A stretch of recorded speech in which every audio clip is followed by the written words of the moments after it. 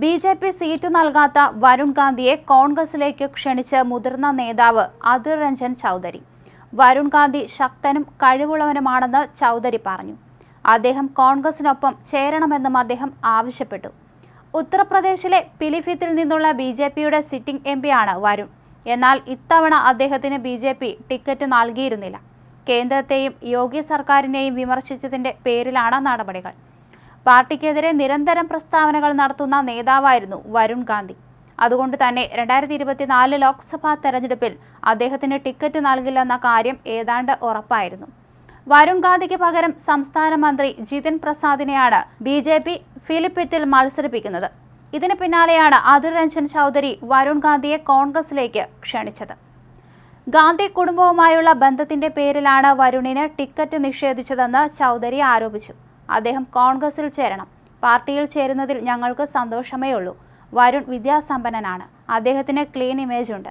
ഗാന്ധി കുടുംബവുമായി ബന്ധമുള്ളതിനാലാണ് ബി.ജെ.പി അദ്ദേഹത്തിന് ടിക്കറ്റ് നിഷേധിച്ചത്. അദ്ദേഹം കോൺഗ്രസിലേക്ക് വരണമെന്ന് താൻ കരുതുന്നു, അധിർ രഞ്ജൻ ചൗധരി പറഞ്ഞു. അതേസമയം ബി.ജെ.പി സീറ്റ് നൽകാത്ത വരുൺ സമാജ്വാദി പാർട്ടിയിൽ ചേരാനുള്ള സാധ്യതയും അടുത്തിടെ ഉയർന്നു കേട്ടിരുന്നു. സുഹൃത്തായ എസ്.പി അധ്യക്ഷൻ അഖിലേഷ് യാദവ് മാത്രമല്ല, കോൺഗ്രസ് നേതാക്കളും വിളിച്ച് പിന്തുണ അറിയിക്കുകയും ചെയ്തു. എന്നാൽ ഉടനെ ഒരു തീരുമാനത്തിന് താൽപ്പര്യമില്ലെന്ന് വരുൺ നേതാക്കളോട് പറഞ്ഞതായിട്ടാണ് സൂചന. അമ്മ ബി.ജെ.പി സ്ഥാനാർത്ഥിയാണെന്നതും പാർട്ടിയെ എതിർക്കാൻ ശ്രമിച്ചവരുടെ ചരിത്രവും കാരണങ്ങളാണ്. അമ്മയുടെ കാര്യമോർത്ത് മൗനത്തിലാണ് ഇപ്പോൾ വരുൺ. 2004 മേനകയും വരുണും ബി.ജെ.പിയിൽ ചേർന്നത്. സഞ്ജയ് ഗാന്ധിയുടെ പുത്രൻ 2013 33-ാം വയസ്സിൽ ബി.ജെ.പി ജനറൽ സെക്രട്ടറി ആയത് ആ പദവിയിലെത്തുന്ന ഏറ്റവും പ്രായം കുറഞ്ഞയാൾ എന്ന സവിശേഷതയുമായാണ്. 2004 മുതൽ അമ്മയ്ക്കും 2009 മുതൽ മകനും ബി.ജെ.പി ടിക്കറ്റ് നൽകി. രണ്ടുപേരും തുടർച്ചയായി ജയിച്ചു. മേനക ആദ്യ മോദി സർക്കാരിൽ മന്ത്രിയായി. യു.പി മുഖ്യമന്ത്രിയാവാൻ താൻ യോഗ്യനെന്ന് 2016 വരുണിന് തോന്നി. പ്രയാഗ്രാജിൽ നടന്ന ബി.ജെ.പി ദേശീയ നിർവാഹക സമിതിയുടെ വേദിക്ക് സമീപം മോദി, അമിത്ഷാ, രാജ്നാഥ് സിംഗ് തുടങ്ങിയവർക്കൊപ്പം വരുണിന്റെയും മുഖമുള്ള പോസ്റ്ററുകൾ പ്രത്യക്ഷപ്പെട്ടത് അതിന്റെ സൂചനയായിരുന്നു. ബി.ജെ.പിയുടെ സർവേയിൽ പാർട്ടിക്കുള്ളിൽ വരുണിന് പിന്തുണയുണ്ടെന്നാണ് ബോധ്യപ്പെട്ടത്. അന്നു തഴയപ്പെട്ടതിന്റെ രോഷം വരുൺ പരമാവധി പ്രകടിപ്പിച്ചു. മോദിയുടെ നയങ്ങളെ വിമർശിച്ചു. കർഷക സമരത്തെ പിന്തുണച്ചു. യു.പി സർക്കാർ മദ്യവിൽപ്പനയിലൂടെ വരുമാനം വർദ്ധിപ്പിക്കുന്നതിനെ പരിഹസിച്ചു.